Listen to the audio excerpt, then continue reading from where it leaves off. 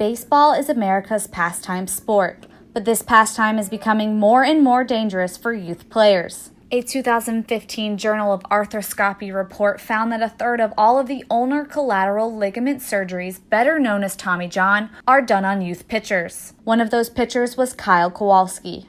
I just felt like a pop, and then it was just shot all the way through down to my fingers. He was a freshman in high school when he tore his UCL. And the last game, I was pitching, and just one pitch, I tore it. But since it was the last game of the season, I just thought it would get better. And then through the winter, I couldn't really throw. He knew something wasn't right, and he ended up having to get Tommy John surgery. This is more common than you think in youth sports, especially now that children are playing on multiple teams year-round.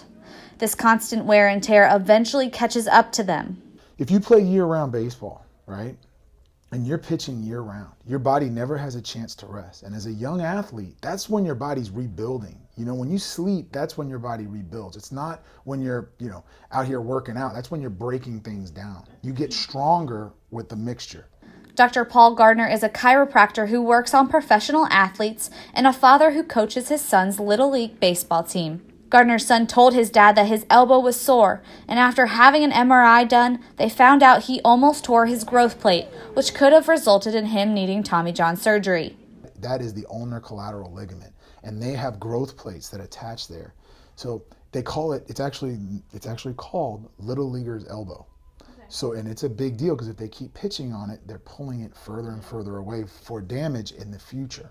Florida High School Athletic Association changed the way teams keep track of pitch count and rest time. The pitch count and rest period is based off an athlete's age and number of pitches they throw.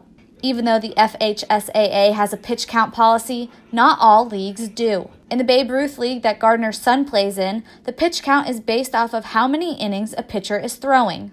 The number of pitches thrown determines how many days the athlete must rest. However, many coaches are not keeping the correct pitch count. They are only recording pitches thrown during a game, not the ones thrown during warm-ups or in the bullpen. Modus Global is a company that is trying to change that with a mobile device app that connects to a sensored arm sleeve. It can track everything from arm speed, arm slot, and external shoulder rotation, which are all performance metrics, as well as a health metric where we actually measure the Newton meters of stress on any player's arm as they start to throw. This app and sensor will let the pitchers know when their arm is ready to throw in a game again. We have the studies that are going on with youth teams right now. Like I said, we have a couple 14U teams out in the Midwest that are testing, and they're testing strictly on a health score, not a performance metric, but just seeing how much stress their players are putting on their arm.